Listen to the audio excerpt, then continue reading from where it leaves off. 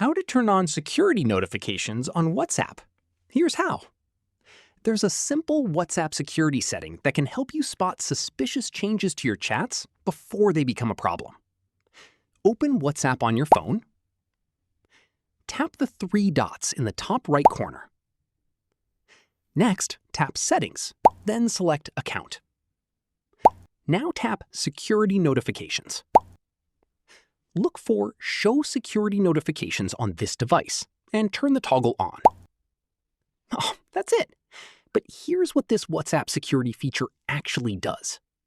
When enabled, WhatsApp can notify you when the security code for one of your contacts changes.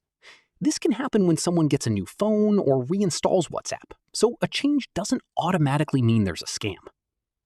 However, if you receive an unexpected security notification and that contact suddenly asks for money, passwords, or verification codes, take a moment to verify that you're really talking to them. This setting won't block every WhatsApp scam, but it can give you an extra warning when something changes. If this tutorial helped you, don't forget to like this video, subscribe for more WhatsApp tutorials, and I'll see you in the next one.